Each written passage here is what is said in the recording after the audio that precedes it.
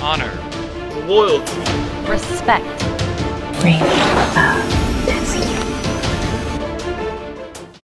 Hello everybody, this is Kismet. Thanks again for joining us for another video. This is going to be on Shroud of the Avatar R7 Alpha. As you can see here, I have my team with me. We all got together and tried out the group play. First we got some gold, then we got some augmented armor you can see here. We went out there and gave the stuff a try. I also really got into the crafting. You can see here I made some iron plate gauntlets. I also made some other items like chairs and beds and wooden chests, which you can actually use in your house. And here you can see the new trading window. I was trading a wooden chest to Tella so she could put it in her house. She can then put all her house items in the chest and doesn't have to carry it around with her. Went out exploring and I found this kind of secret back way up to this Unk here. I continued to explore around and climbed all the way to the top here. Good to kind of explore these little hidden areas. Also, as you can see, I ran into some elves, which kind of jumped me, which is pretty scary when you're all by yourself. Also ran across a ruby gem, which I've never seen before. After that, the team was ready to party up. So I partied everybody up, and I did a summon party, which pulls everybody to me. Then we went inside, peeking through doorways, opening up crypts, having a really fun time. Here we run into a mimic, which makes a few members jump, which made me laugh. Well, I don't want to give it all away, so you have to get out here and explore these dungeons for yourself. Another place we tried as a team is the Crystal Caverns. There's lots of hidden walls and things to find. This is something new they added to the game. We continued to explore until we found the Mother Lode. This room had tons of crystals. We ran around all over, collected a ton of them. Of course, we don't know what to do with them yet, but we had a fun time collecting them, fighting a bunch of tough mobs, working together as a team. And we stopped for a quick snapshot. I also noticed there was a lever here, so I clicked a lever and it took us right back to the beginning of the caves. We had some other members that wanted to group up, so we ran out and got together with them. So here we are in town. We got together and then we decided, okay, let's go. So we ran out of town. As you'll see, it'll iris close to let you know that you're leaving town. Here we are on the big map. I went ahead and chose a spot, and as you'll see here, Aang will come in and get on the same spot as me, and everybody will come in on that same spot, and we'll all be together.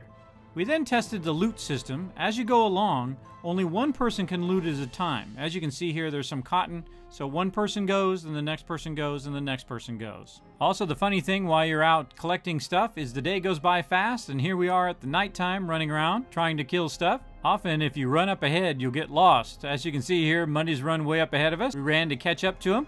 Found another node right here. We collected a ton of materials, and then it was time to go. And about dawn time, we were out of there. All we have to do is run out this gate, and it takes us back to the big map. Well, after that, we were ready to party. Well, except for we all got blasted to death.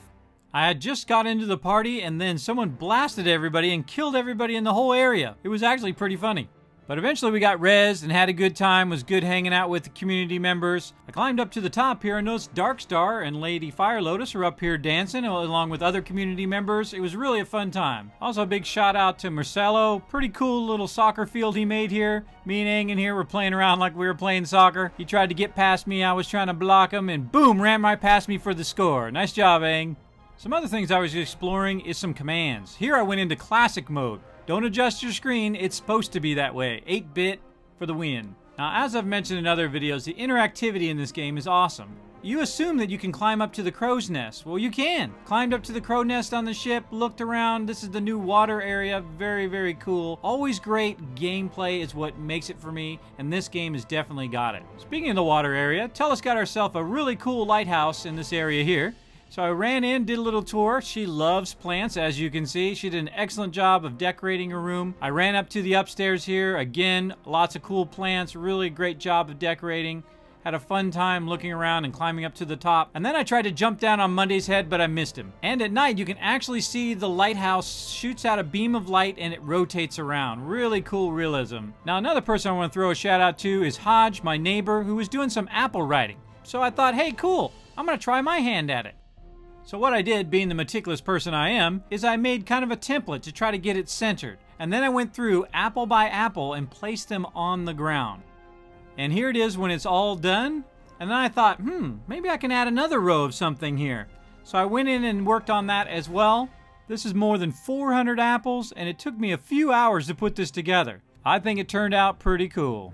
Also, we got a house in Owl's Head. I turned it into the very first guild house, where everybody got to decorate a different level. Even our neighbor dropped by, who's Hobbs, the apple writer. I even thanked him for giving me the idea. We had told one of our neighbors how cool his outfit looks. He even gave us a set of armor. And here's our secret room where we keep all of our chests for all our house items. We got the chests out and let everybody go to town. We filled it with all sorts of stuff to decorate the house. We also crafted a bunch of stuff and we let members go to it. Here on the second floor, Monday was tinkering around with different things, putting shelves up, putting stuff on the shelves. Looks really great. The third floor was Aang's floor. He got a whole bunch of stuff, decorated the whole entire area, had a lot of fun, and learned a lot about decorating houses. Then it was time to go up to the top floor where Tellus had done a great job as well. As you can see, she made us a little place to sit, some tables, some food and stuff, as well as made her own little area where she could sleep outdoors. And then I had my little area over here I call the bucket thrones, where everything's up on a bucket and you can sit up here and take a view of the whole entire area. Take a look at this. Beautiful. Giant panorama of the whole entire city. Our team idea is it doesn't matter what game you play as long as you're playing together as a team. We play across many different games and have a fun time. Sometimes we just like to hang out, watch the sunset, watch the sunrise, and we always do stuff with solidarity as a team. And my members know how much I love to jump off of stuff. Thanks again everybody for hanging out with us here in Shroud of the Avatar, and we'll see you all next time. Join the fun at kismetbp.com. Make sure to press like, subscribe, and share this video. Plus leave a comment and let us know what you'd like to see in the future.